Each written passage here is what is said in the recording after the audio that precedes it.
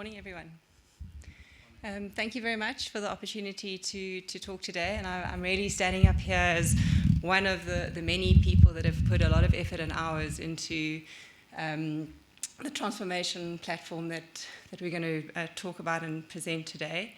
So I think maybe just starting off, where's the slide? Sorry. At BFAP, we really do believe that data-driven reporting and informed decision-making is absolutely critical for achieving our inclusive transformational growth targets as a country. And I think, Aaron, your question earlier around, how do we start to measure and manage transformational programs is critically important in our attempts to really understand where we are from a growth perspective in the country, both from a commercial growth as well as from a space that creates for transformational growth. And it really is in the context of the ANMP and our inclusive transformational growth targets that BFAP has put in a significant amount of kind of time and effort working with the industry, working with industry bodies, working with industry players to really start to unpack what do we need to do in order to be able to report on our transformational growth.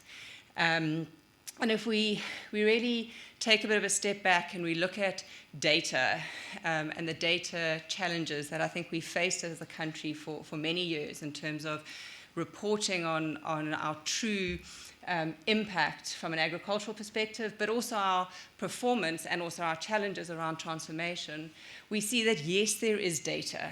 There's a lot of data, and people always talk about data and the fact that we have data.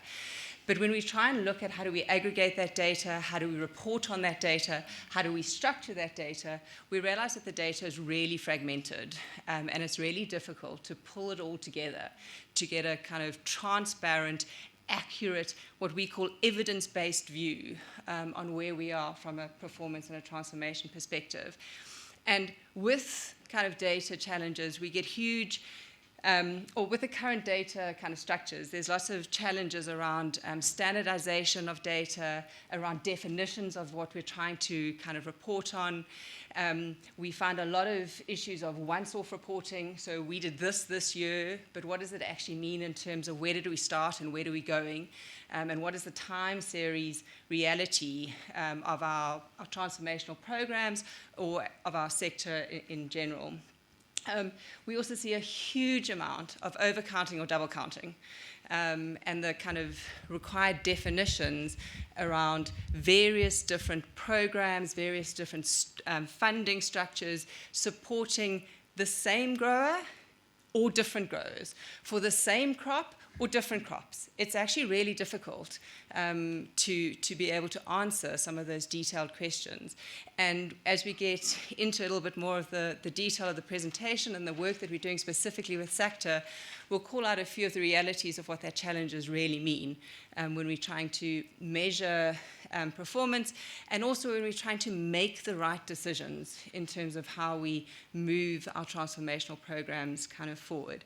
And also really talking about evaluating impact. So Aaron, you had a great question that kind of segued so nicely into this around how do we actually measure impact and how do we start to understand the opportunities to move a lot of our transformational programs from current levels of yield and productivity to significantly better yield. And impact isn't just how many hectares did I plant. Impact isn't just what is the yield that we've achieved. Impact is way more than that, and we need, I think, from a country perspective to really understand that and to be able to monitor and measure it. So why this huge focus on monitoring and evaluation? Well, there are lots of quotes around data and measurement, but I mean, really, what you measure affects what you do. And if we don't measure the right things, we're not going to be doing the right things. And we really do need to do the right things to achieve the transformational impact that we are kind of driving to from a sector perspective. And it's critically important to really define the right metrics, that are required, it's really important to understand the grower database that we're working with, both in terms of assessing the needs, which often influence the type of funding that is made available to the growers. And again, it'll come through in some of the discussions later in the presentation, but around giving farmers funding is critically important. But what is the structure of that funding? And does that funding actually enhance the grower and put him in a better position at the end of the day? Or does it actually increase his financial kind of risk? If you're not achieving the right yields and the right productivity, if you don't have access to markets, it really is important that we understand the needs of the growers. And also defining the grower database starts to address the comments and the concerns around over and under kind of reporting from an impact perspective. It also is becoming increasingly important to have a little bit more of a whole farm approach. And by establishing a grower database and by investing in kind of monitoring and evaluation, we start to understand more about the farm level approach and understanding the whole need of a grower and not necessarily just funding for one aspect. So if you just very quickly, a number of people around this room, I think, have had conversations with BFAP and certainly with myself and Leander and Fadi over many years around monitoring and evaluation systems and around inclusive agricultural transformation. And since around about 2014, BFAP has been investing in an integrated information system that really helps to structure data, structure the processes around data, and enables us to start to really run integrated analysis across different transformational kind of projects with service providers that we are working with. And what we've definitely learned is that it's not a straight line. And the requirement for informed decision-making is changing, and it will continue to intensify. And the way that we've done monitoring and evaluation in the past is actually not good enough for what we need to do into the future to really be able to credibly report on what our transformation situation and performance is from a country perspective. In order to do that, we need to define the right KPIs, we need to understand the right data requirements, and we need to have accountabilities in place to ensure data gathering and data access at a farm level. And we need to, I think, and Andrew and Sandele and the team have spent a lot of time debating this reality around data gathering, data standardization, and data verification actually takes a significant amount of time. But if you put the basics in place and you get the structures right, over time, it adds significant efficiency in terms of being able to report accurately on our performance. So if we really just take a bit of a schematic, and we'll go into a little bit more detail of the specifics of the SACTA work in a few slides' time. But if you really look at what we're trying to achieve from our kind of integrated systems approach, is starting very much with geospatial contextualization and the representation of our growers. So who do we support and where are they? And what do we know from a grower database perspective about the growers that we are supporting across the different programs? And we really start to try and gather information broadly around kind of demographics, around dependence, around land ownership, and sometimes asking those questions, gathering that information, raises some concerns around kind of data confidentiality and POPI Acts and all of those kind of things.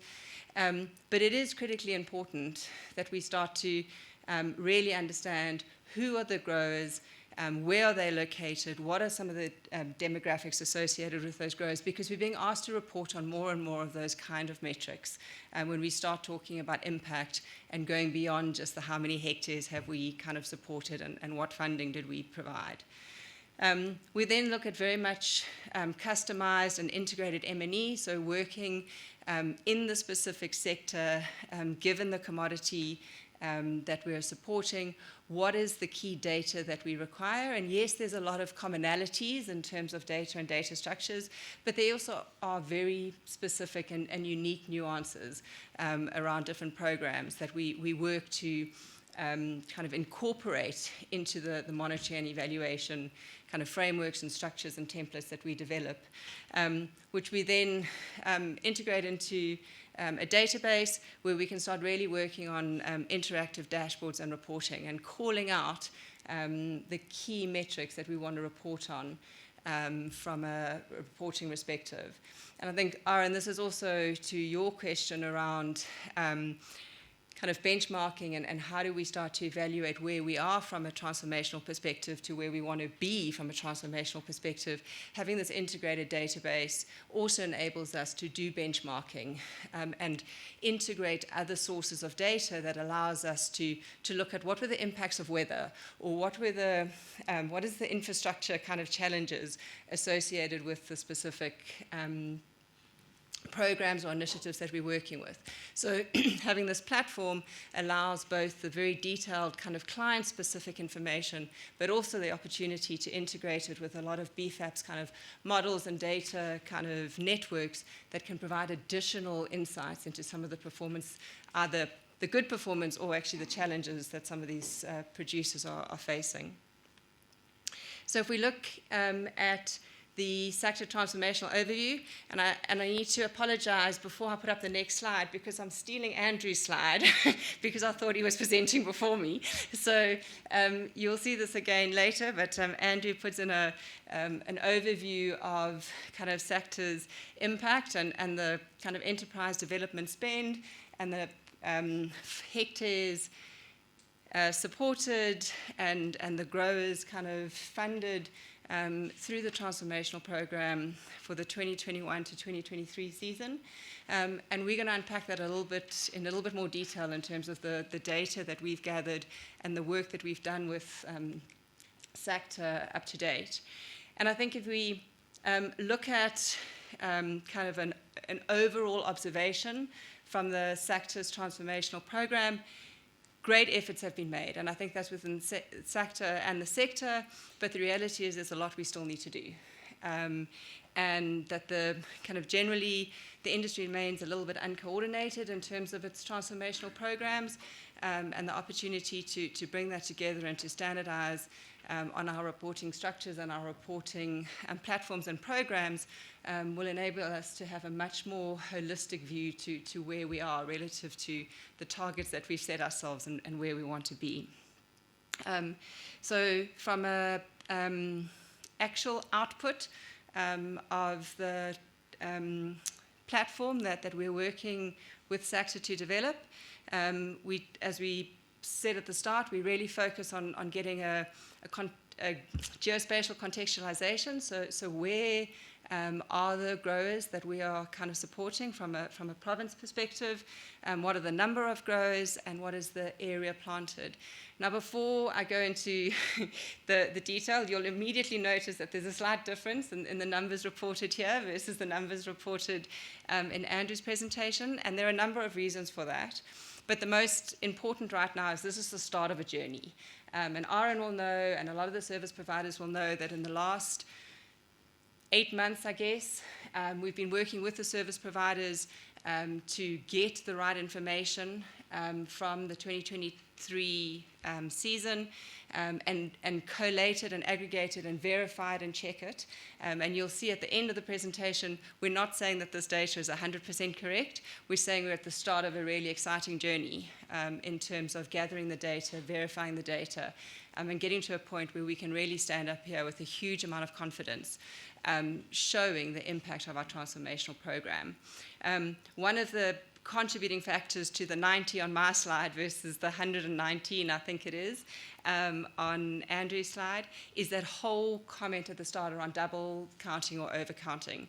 So if you go through all the kind of underlying data structures, you know, there's a grower that might be growing 4 different crops there's a grower that might be getting various different funding structures.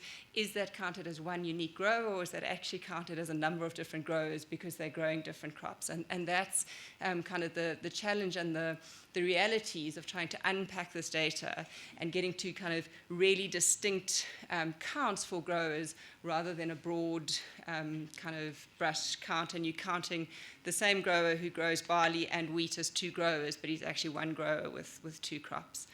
And from an area planted perspective, I think Andrew's number, and you'll see it later in our slide, is closer to the planned hectares, where we look at this whole combination of what was planned, what was planted, and ultimately what's being harvested from a crop perspective. So again, not going into the absolute specifics of the numbers, but by developing this grower database, we can start to present various different statistics around the growers and the individuals that we are supporting. So what are the number of growers per crop? And as I said, if you count all of those up, you get to more than 90, because there are growers within this grower database that are planting more than one crop. We can start looking at gender, we can start looking at age distribution. There's a load of different metrics that we can start to kind of really accurately report on, knowing that it is linked to a specific kind of grower from a unique count perspective.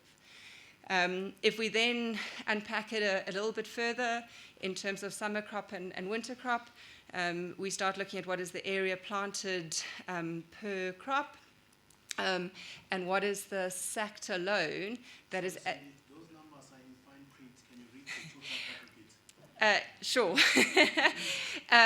So the total area planted is 6,042 hectares across both the summer crop and the winter crop. And if we kind of then look at, what is the annual or the actual loan that has been supplied to the growers for that crop, we're looking at just over 65 million rand being funded to the growers from an input perspective. And that supports, as we said earlier, around about 7,000 planned hectares, but actually 6,042 planted hectares. And then we are looking at, on the hectares that have been planted, how much has actually been harvested. And currently, from a data perspective, we're looking at 7,144 tons having been harvested across the summer and the winter crop for what we've got in this platform as season 23, which is actually, and we'll go into a bit of this later as well, is actually the summer crop that's planted in 22 and harvested in 23, and the winter crop that is both planted and harvested in 23. So there's lots of discussion and debate, and again, you'll see it in Andrew's slide later. What is a planting window? What is the harvesting window? What is the financing window? All of that, is part of the conversations that we're unpacking in order to get this kind of really consistent and aligned view. So when we stand up and we report it, we know exactly what we're talking about. We also then can look at what is the kind of distribution in terms of the allocation of funds per crop type. Obviously, that information can get disaggregated in various different ways in terms of crop type and hectares and all the rest of it. So it allows us the opportunity to analyze the data in a whole lot of different ways.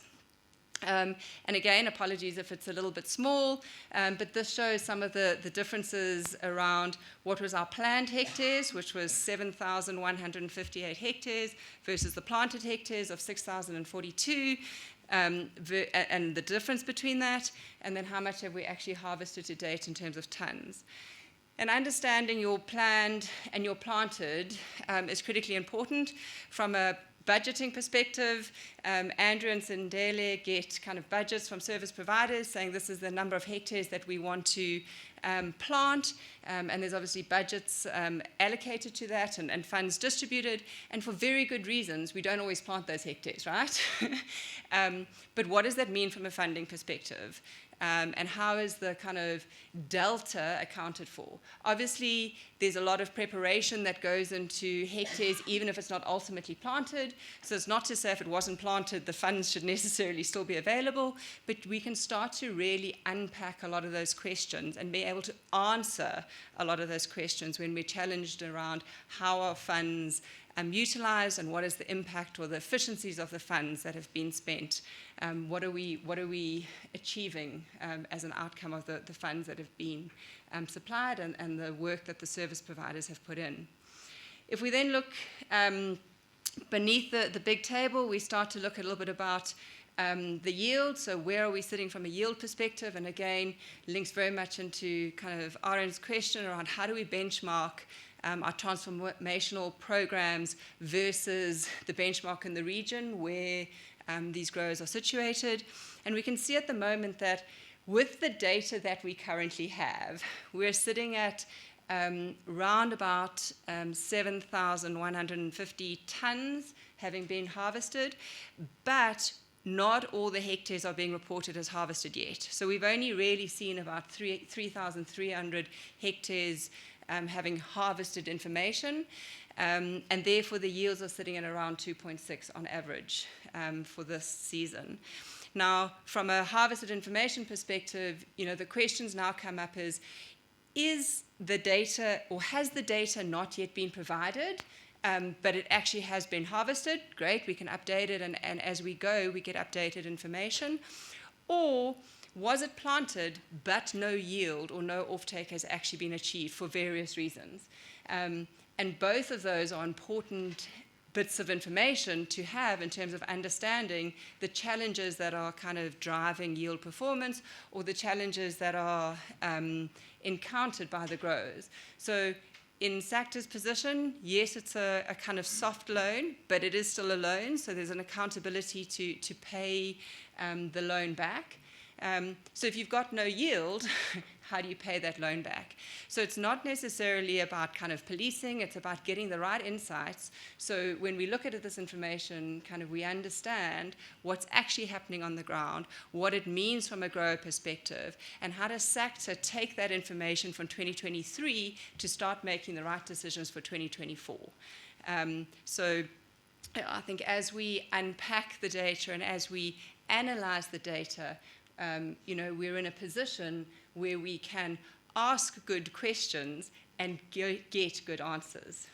But I think, I've spoken quite specifically on some of the numbers, but it really does come with an overriding caveat that we're not saying that this is the absolute number right now. This is the start of a journey. And we do know that there is still kind of data missing from our data sources that we're getting, and we're working literally on a kind of ongoing basis with service providers, with Sandile, with Andrew, to get the complete set of data for 2023, or for the production year of 2023, and to then kind of move on to what do we do next and how do we continue with this program from a monitoring perspective. I think, I've spoken about quite a lot of these concepts going through the presentation, but really, data and data reporting is a challenge, but it is critical in order for us to really make the right decisions from a transformational perspective. And, we want to be able to identify why are hectares increasing or decreasing? Are farmer numbers increasing or decreasing? Have we got the same amount of farmers, but with more hectares? To Fadi's earlier point, like, are we looking at kind of scale from a number of farmers? Are we looking at scale from a number of hectares? Are we looking at kind of commercialization in terms of how do we get that balance right? So how do we make sure that growers that have the ability to expand and have the land to expand can actually expand in the right way? But how do we equally not put ourselves in a position where there's rapid expansion when actually the kind of the production practices kind of at farm level aren't at a level that are required in order to manage that scale. So using the data and the data structures in order to really provide us with insights to make the right decisions going forward. And I think, if we look at transformation in South Africa, there has been a strong dependence on grant funding for a very long time.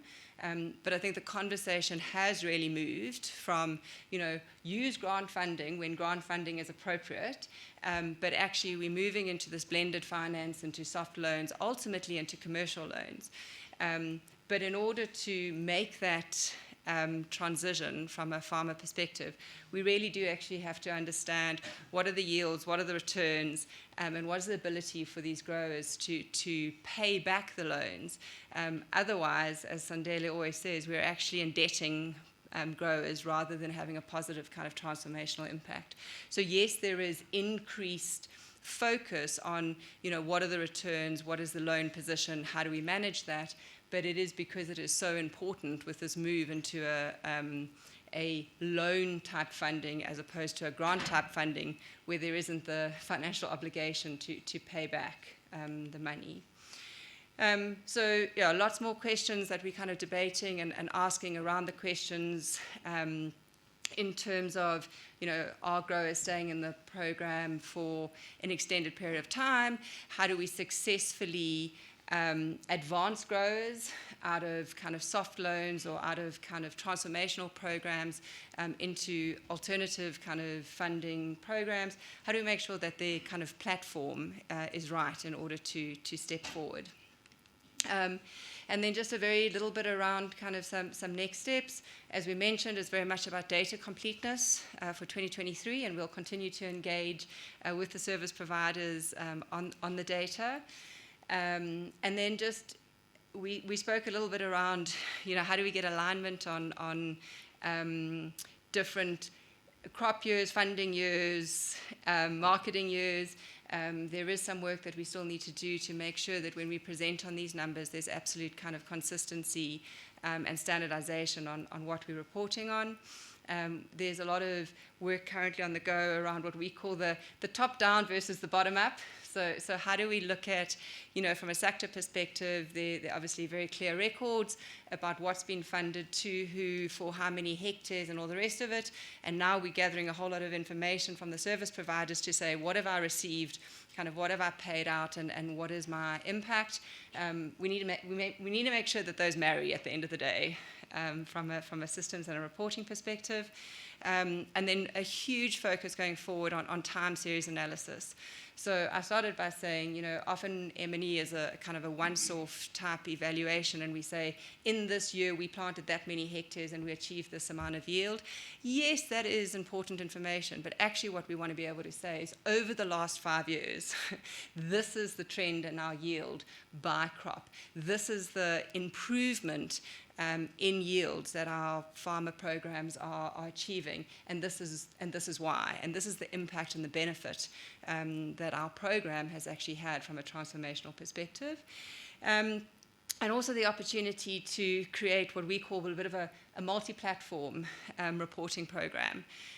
So we're standing here today at the SACTA Transformation kind of workshop presenting on your programs, but we're also doing work with the OAC. Many of the service providers that are sitting around the room do work for both kind of SACTA and a loan perspective, as well as OAC from a grant perspective. When we start reporting on those two different programs, if it's one grower across two programs, how do we report on it? Does SACTA say they've got 90 growers? OAC say they have 40 growers. How many of those are the same growers versus how many of them are actually kind of distinct, unique growers? And how do we show the multiple funding, and in some cases the benefits of that, but in other cases the risks of that? So how do we understand, we give grant funding for a good reason, and that can and does supplement SACTA's position and probably protect SACTA's loan. But in other cases, where SACTA's funding growers and other funders are funding the same growers for the same crop, that creates a huge risk from a financial perspective. And it also actually doesn't drive true transformation. So it's really around starting to unpack those questions and make the right informed decisions going forward. That's it.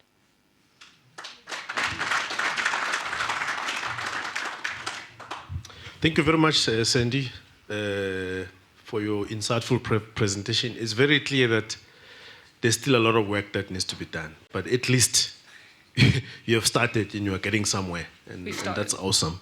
So let's have a round of questions. You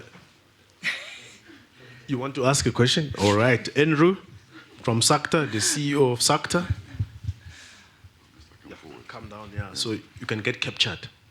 Not state captured. State captured. Yeah, I'm sorry, I probably shouldn't be doing all this, but it's not so much a question, rather just some comments. And just to say thank you so much for being prepared to take on this mammoth task. As we become more aware of what the transformation space looks like at SACTA, we realized how complex it is and there's no straightforward answers. So my comment is really just to say thank you very much to BFAP for taking on this mammoth task. And we will learn a lot as we go along. Yeah, again, thank you so much. I would encourage other commodity trusts that are involved in the transformation space to also try and do something of a similar nature so we can get a better picture of the transformation space.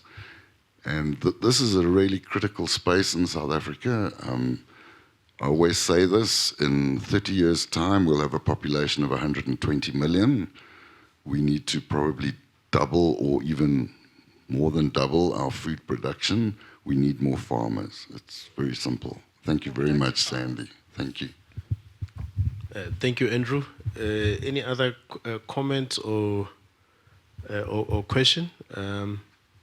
There was a question that came earlier. It was not meant for you. It was meant for the previous speaker, but because of network, it arrived very late. But I suspect you have answered it.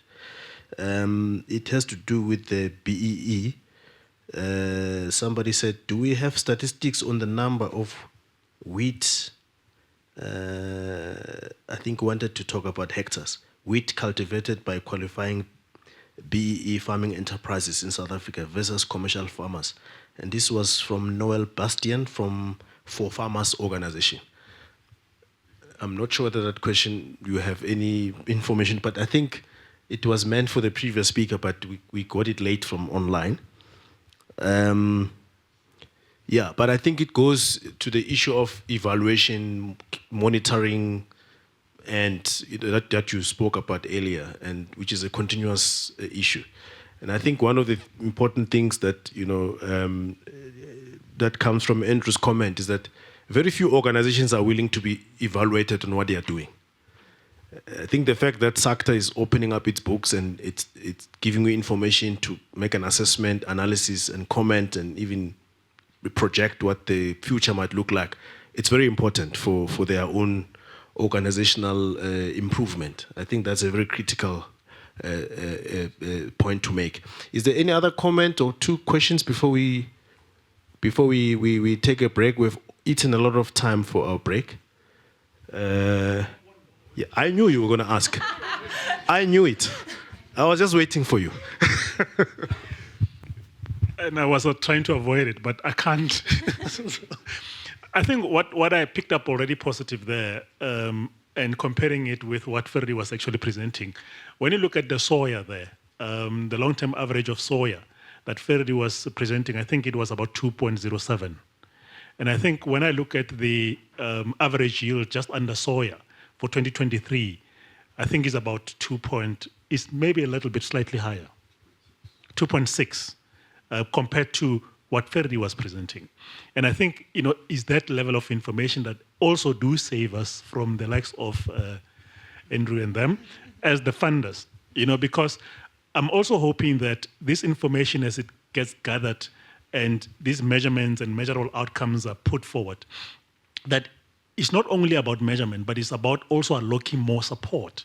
Because I guess because of the nature of development and the lack of information, a lot of funders are scared and they look at it almost as a risky platform, and the perceived level of risk in most cases is just unjustifiably too high, just because there's no information. So one is hoping that this also provides an opportunity for more funding to be directed to development. I was quite glad to hear that one of the participant was talking about how difficult it is in the Northwest about sunflower, and that they were asking Dion and them to, produce some sort of miracle so that yields can go up. We are in the same boat, but often because of its development, there could be a perception that, in actual fact, that farmer did not perform, only to find out that in actual fact that was a weather or a climate-related aspect. So that is quite important for us as well. I mean, I just tried to do a quick analysis between the Free State farmers who were planting sunflower compared to the Northwest farmers. 3 times for the past 3 seasons, for example, you find that one farmer could not repay the loan 3 times. But another farmer in the Free State has managed to repay that loan 3 times. So what is the cost for that? So this information is quite helpful. Thanks. And I think maybe, Aaron, just building on that from a data perspective, and we very specifically kept today's overview at a kind of provincial level. But when you actually go into kind of the dashboards and into the data, you can pull out a lot of those types of kind of analysis. So what is the yield per crop, per area? It's one of the reasons why we put so much focus on this kind of contextualization in terms of where is the grower, so you can benchmark, you can understand what are their yields compared to the program yields, but also compared to kind of a protocol or a kind of benchmark production in the area. And we can start to show the differences in productivity of the different crops across different provinces, across different years, across different whatever. So yes, exactly, we can start to give evidence behind some of that performance. And I think very much so if you start to looking for alternative funding, and you can show time series kind of performance of these growers, it also becomes a very different conversation in terms of unlocking additional kind of support into the future. Yeah, related to that, someone asked online, what happens if a farmer cannot pay their loan? And does the farmer get extra loan to try and rectify the situation and be able to pay back the loan, or does he get left indebted and fend off for himself in seeing how to pay back the loan? I think this is about credit extension in difficult times. I'm not sure whether I don't think that's your question, but I'm sure we can deal with them later on when we assemble the panel, which will have different people. I think they can tackle some of these questions. I think maybe not to answer that question, but to say those are the exact questions that Sandele, Andrew, the service providers, ourselves are having in terms of, what does it mean, and how do we make the right decision based on the information that we have. So, is the grower not able to pay back his loan because it was a drought season and there were real issues? Well, actually, they need, additional support to get out of that position. Is there an OAC kind of loan on crop insurance that can support, that has supported? There's lots of discussions that are being had around those exact questions. And having a platform, having the right information helps you to make an informed decision in that situation, rather than leaving a farmer either indebted or continuing to kind of fund a situation that is actually just ultimately putting the grower or the individual in financially a worse position.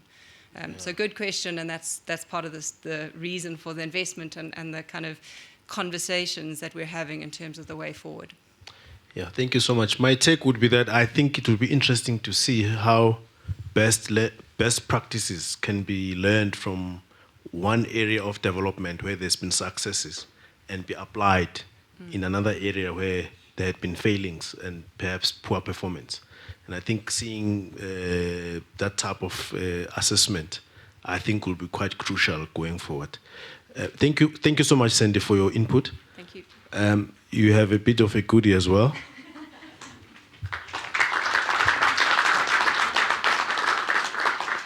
All right. The ladies know how to do it when they're together.